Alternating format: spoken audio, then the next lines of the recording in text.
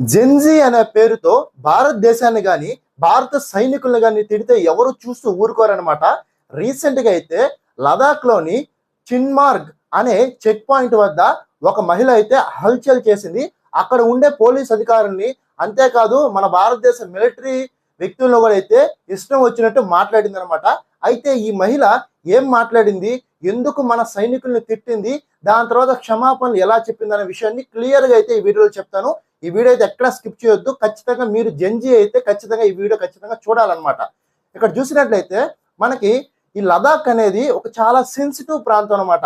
ఇక్కడ ఎప్పుడు టెర్రరిస్ట్ అటాకులు జరుగుతూ ఉంటాయి. మన మిలిటరీ అండ్ లదాఖ్ పోలీసులు కూడా హై అలర్ట్ లో ఎప్పుడైతే అక్కడ చెకింగ్ చేస్తూ ఉంటారు, అక్కడ చెక్ పాయింట్స్ దగ్గర ఎప్పుడు తనిఖీలు జరుగుతూ ఉంటాయి అనమాట. అంతేకాదు రీసెంట్ గా అయితే ఆ ప్రాంతానికి మన డిఫెన్స్ మినిస్టర్ అయిన రాజ్నాథ్ సింగ్ అయితే వెళ్ళారనమాట. మనకు తెలుసు కదా, రీసెంట్ గానే మనకు స్వాతంత్ర దినోత్సవ వేడుకలు జరిగాయి. దానికి కొన్ని రోజుల వ్యవధిలోనే ఈయన వెళ్ళడం వల్ల అయితే అక్కడైతే టైట్ సెక్యూరిటీ ఉంది. ఇటువంటి టైట్ సెక్యూరిటీ ఉన్నప్పుడైతే కొన్నిసార్లు రోడ్స్ బ్లాక్ చేసి వీళ్ళైతే తనిఖీ చేయడం మొదలు పెడతారనమాట. ఇదే తరహాలో అయితే అక్కడుండే మిలిటరీ అండ్ అక్కడుండే పోలీసులు అయితే ఒక రోడ్ని బ్లాక్ చేశారు.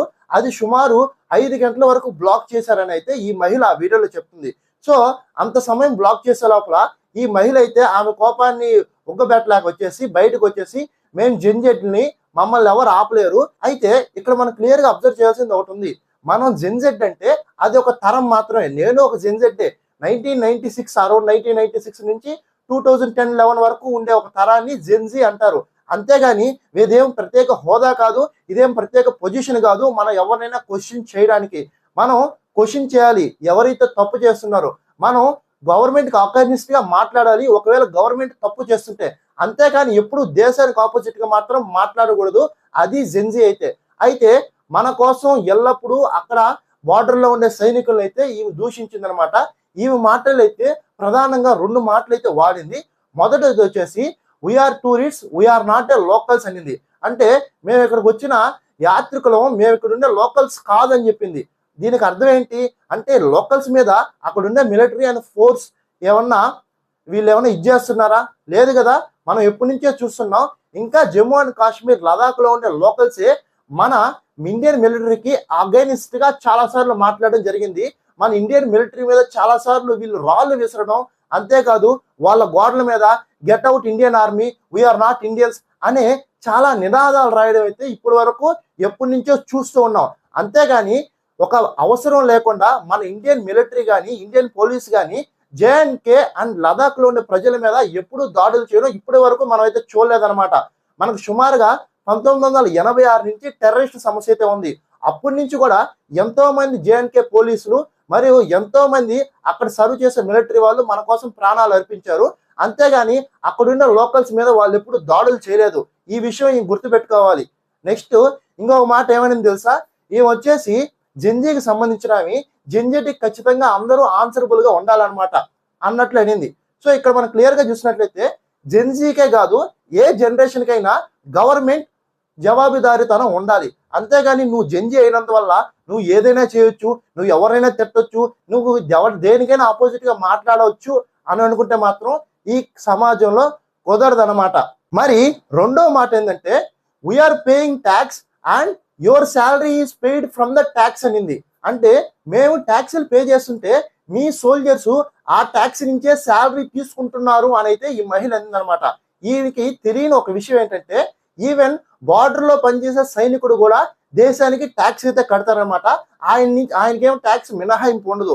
ఇక్కడ నేను ఇంకొక క్వశ్చన్ ఈమె అడగాలనుకుంటున్నాను. ఈమెకి ఒక నెలకి ఒక 2 లక్షలు కానీ 3 లక్షలు కానీ మనందరం వేసుకుని ఇద్దాం. ఈమెని ఒక నెల రోజులు ఆ కార్గిల్ బార్డర్ లో కానీ నార్త్ ఈస్టర్న్ బార్డర్ లో కానీ రాజస్థాన్ పంజాబ్ బార్డర్ లో కానీ ఒక నెల రోజులు సర్వ్ చేయమందాం. అది వాళ్ళు జీతం కోసం వెళ్ళట్లేదు అనమాట. వాళ్ళు మన దేశం మీద ప్రేమతో ప్రాణాలకు తెగించి, వాళ్ళకి ఫ్యామిలీ ఉంటుంది, వాళ్ళకి ఫ్రెండ్స్ ఉంటారు, వాళ్ళకి బంధాలు ఉంటాయి, కానీ వాటిలన్నింటినీ వదిలి మన కోసం అక్కడికి వెళ్తున్నారు. వాళ్ళు శాలరీ కోసం కాదు.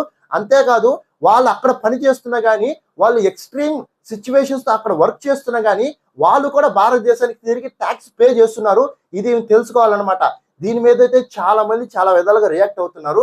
ఈమెకి సపోర్ట్ చేసే వాళ్ళు కూడా ఉండడం మన దురదృష్టం అనమాట. అంతేకాదు మన Jammu and Kashmir chief minister ఉన్నారు కదా, ఒమర్ అబ్దుల్లా గారు, దీని మీద అయితే బాగా రియాక్ట్ అయ్యారు. మనం ఒకప్పుడు చెప్తున్నారు కదా, కొంతమంది పొలిటీషియన్స్ సన్స్ ఆర్ఎల్స్ లీడర్ సన్స్ వాళ్ళకి ఏమన్నా పోలీసు కానీ వార్నింగ్ ఇస్తే మా నాన్న ఎవరో తెలుసా అనేవాళ్ళు అనమాట. అదే తరహాలో ఇప్పుడుండే జెన్జెడ్ వాళ్ళని ఎవరైనా క్వశ్చన్ చేస్తే మేము జెన్జెడ్ అనే విధంగా చెప్తున్నారు. అంటే ఇక్కడ జెన్జెడ్ అనేది ఒక హోదా కాదు, అది గుర్తుపెట్టుకొని ఇది ఒక జనరేషన్ యొక్క నేమ్ మాత్రమే. మన జనరేషన్ లో ఖచ్చితంగా మనం మంచి కోసం పోరాడాలి, చెడ్డ గవర్నమెంట్ దించాలి అనే ఎయిమ్తో పనిచేయాలి. కానీ దేశానికి ఆపోజిట్ గా మిలిటరీకి ఆపోజిట్ గా ఎప్పుడు కూడా మనం మాట్లాడకూడదు. ఈ విషయాన్ని ఈ అమ్మాయి లేట్ గా రియలైజ్ అయింది. దాని తర్వాత అయితే క్షమాపణలు చెప్పింది జేఎన్కే పోలీస్ కి, ఇండియన్ మిలిటరీకి and as well as Omar Abdullah గారికి. ఇటువంటి లూజ్ స్టేట్మెంట్స్ ఇంకెవరు ఇవ్వరని ఆశిద్దాం. జెన్జెడ్ అంటే అన్ని జనరేషన్స్ కి స్ఫూర్తిదాయకంగా ఉండాలి. అన్ని జనరేషన్స్ చేసిన తప్పులు మనం చేయకుండా దేశ భవిష్యత్తుకి ఇంకా మన వంతు సాయం చేయాలి. జై హింద్, జై భారత్.